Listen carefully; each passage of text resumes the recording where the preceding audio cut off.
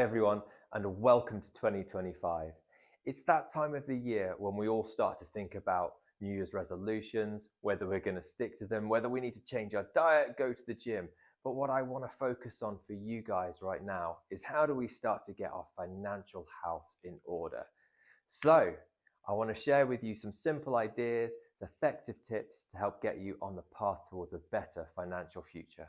So let's just jump right in.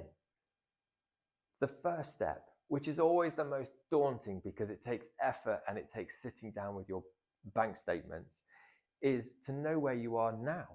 We need to look at your income. We need to look at your expenditures. We need to understand and analyze what you're spending on debt, what you're spending on living costs, what you're spending going out, and where all that's going. It's crucial to be absolutely honest with yourself when you're looking at this. Don't try and hide it. Don't try and fudge around it. You know, you are spending what you're spending, and we need to make sure that we understand that, because knowing our current financial position helps us to create the roadmap for the future. And that leads us to step 3, creating our goals, looking at what our purpose is. You have capital. You have financial capital, but more importantly, you have human capital. And our job is to align those together to achieve the purposes that you have in your heart. Your goals are deeply, deeply personal, and they're individual to you. Only you know what those are. And we have to draw them out. We have to be able to align your financial capital to your human capital. Some people might have a goal of creating an emergency fund, while others might be, I want to have 3 million when I retire so that I know that I can have a comfortable retirement doing what I absolutely love. Others might be, I want to look to retire or change my retirement strategy so that I can look to change my career at 40. They're all individuals, they're all real, and they're all perfectly okay. But we also need to look at today. What are our goals today? What do we want to do today? What does the next 5 years look like? And what does the next 40 years look like?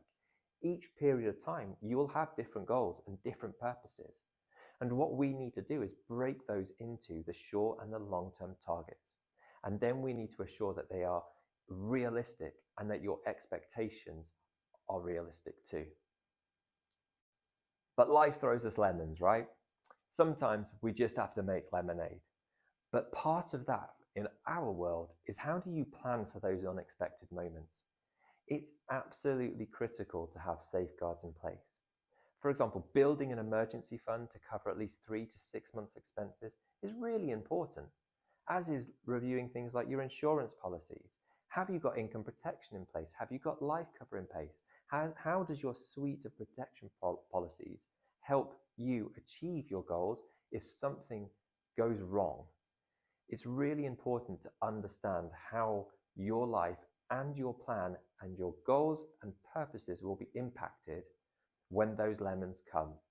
You'll have noticed that I haven't talked about investments or planning products or anything like that. And that's because it's individual to each one of us. We have to keep the bigger picture in mind. Financial planning isn't a one-time activity. It's a commitment to reviewing your finances regularly. Your goals and your circumstances will probably adjust over time.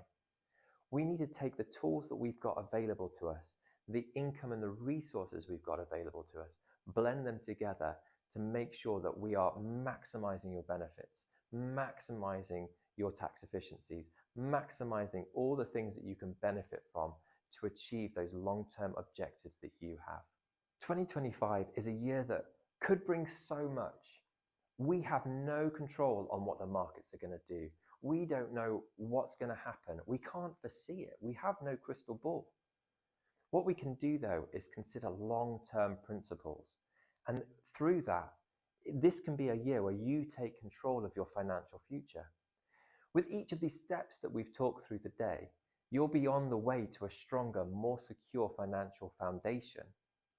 It's really important that you understand those steps, and it's really important that you act on them to achieve bigger things.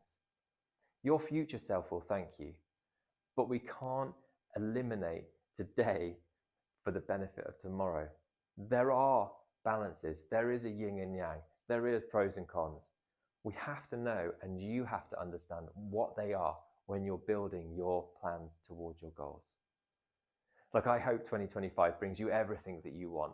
And we're now kind of mid-January and we're already trucking on through. Make a good step forward, make a solid step forward, and let's see what this year can bring.